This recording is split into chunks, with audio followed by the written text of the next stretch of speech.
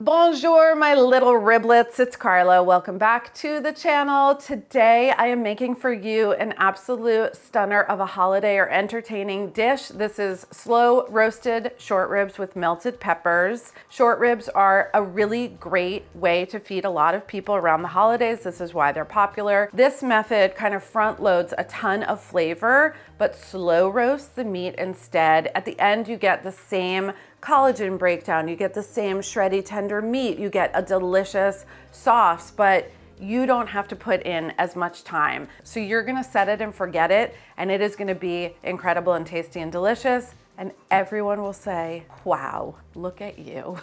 Look at you go. Before I get into today's recipe, I want to take a minute and thank our sponsor, Butcherbox, for supporting this episode. One of my great dreams in life is to have my very own chest freezer, and until that happens, I am just going to lean into the amazing feeling of getting a Butcherbox delivery straight to my door. Here is the deal with Butcherbox. Butcherbox promises high quality meat and an unbeatable value. The boxes are customizable. You can choose your frequency, and if you need to cancel, you can do so at any time with no penalty. Every Butcherbox delivery comes in an eco-friendly, fully recyclable box, and Butcherbox works with farmers and fisher people who meet the highest standards of quality. For a limited time, new members will receive 2 pounds of 100% grass-fed ground beef in every box for the lifetime of their membership. Please visit the link in my description to learn more and sign up. Welcome back, shorties. So I'm gonna get into the recipe now, and the key moment in this recipe and a key part of making this recipe actually happens when you are in the butcher shop. You are looking for English style short ribs, which means the bone is on the bottom and the meat is sitting up on top, as opposed to a flanken cut or cross cut rib. So what you're asking your butcher to do is take that whole rib that's about 10 inches long and cut it in half crosswise. So you have 2 5-inch lengths, and that's gonna give you these gorgeous meat hunks. As opposed to a braise, which is a wet cooking method where a lot of the flavor in the finished dish is going to come from the liquid that the meat braises in, this is a dry heat method, which means we're going to put the seasoning actually directly onto the meat and let time build up all of that flavor. I'm going to start by making my spice blend. So I'm taking 2 whole star anise. I'm gonna go ahead and grind these first because they are very hard and they're very brittle. So if you're using a mortar and pestle, just break these down first before adding the other seasonings. Okay, these look great. This is about as fine as they're gonna get.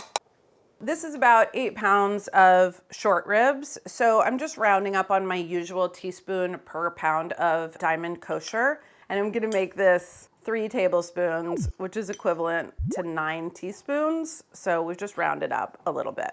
To this mix, I've got smoked paprika. You could use the spicy or the sweet. They're both a little bit spicy, so that's kind of up to you. 2 teaspoons of crushed red pepper. So that's where a lot of the spice is coming from. If you didn't have crushed red pepper, I would use 1 teaspoon of cayenne, 1 teaspoon of granulated garlic or garlic powder, and just mix this all together. So this has like smokiness, it's got sweet, kind of cinnamony anise flavor from the star anise, it's got just straightforward heat, and it's obviously got salt. Now you want to use 100% of this dry spice mix and get it all over every side of the rib. Anything that bounces onto the sheet, I will just use the ribs to pick up. If you've ever had like a Texas beef rib, that is also a short rib that is usually that whole entire rib, and they're often just seasoned with salt and pepper, and it's like one of the most delicious ways to enjoy short rib. There's so much amazing flavor, there's amazing marbling, there's really good fat content. This is a tougher cut, which means flavor. It also means that it needs a longer cooking time for some of the connective tissue in the meat to break down and become really silky and tender, very fatty, juicy, and delicious. My ribs are beautifully coated on all sides, and at this point, chill them uncovered for 4 hours, overnight, or 2 days. The longer they go, the more the spice mix is kind of gonna integrate into the meat, but even with a shorter spice rub time, they're gonna be excellent. I really lost track of time. I was working on my Festivus poll. It's looking totally incredible, but hours flew by and now I'm back. These ribs have hung out. They are becoming one with their seasonings, and I've got a 300-degree oven they're gonna go into. But the one thing that you need to do before these go in the oven is pour in about 1/2 cup of water, just enough so that the drippings don't burn at the beginning, and it'll kind of throw off a little bit of moist heat. It really just helps things get going. And I don't want to rinse off the spice mix that I put on, so I'm just adding it to the pan, really just enough to like coat the bottom. Eventually this water is going to evaporate and be replaced by delicious beef juices. The first phase is also not really about browning the meat, it's about rendering the fat and getting all the juices going. So I'm going to do that first phase covered.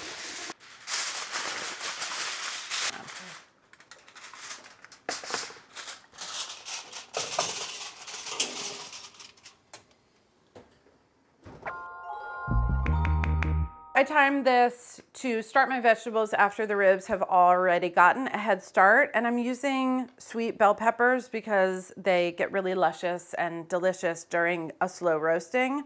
But you could use lots of other vegetables as well. You could use potatoes or sweet potatoes. You could do this with squash. You could do it with wedges of cabbage. I think fennel would be delicious. So just kind of let yourself be guided by what you see in the market. I do love the combination of the spiced salty beef with these pieces of peppers, and they're just going to melt and shrivel and get very, very tender during this time.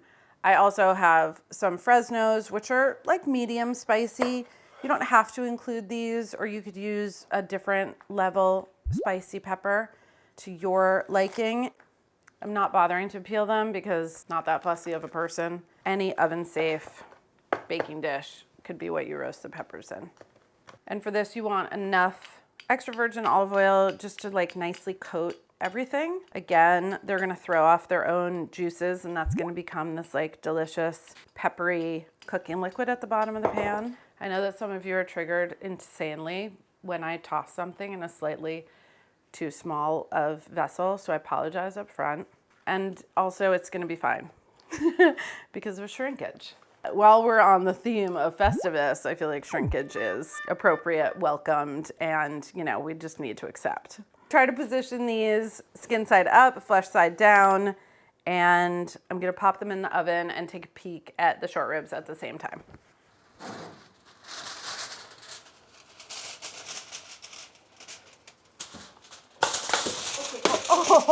Oh.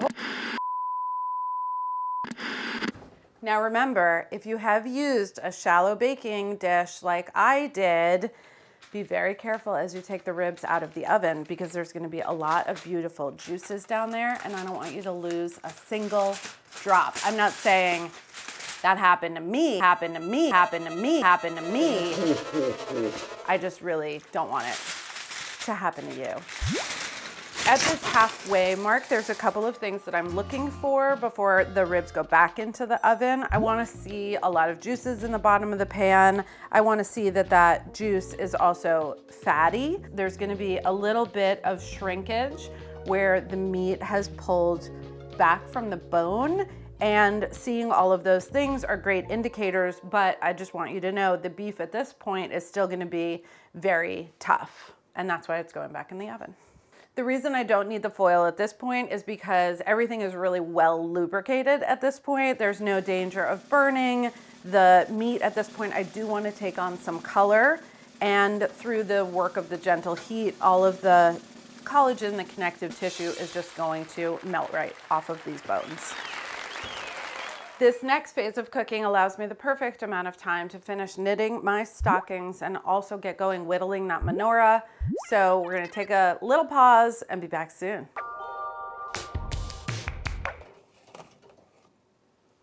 The peppers at this point are shrunken. They're a little bit shriveled. There's a little bit of browning on the skin. There's some nice peppery juices in the bottom of the pan, and they look lovely and melted the way I described them.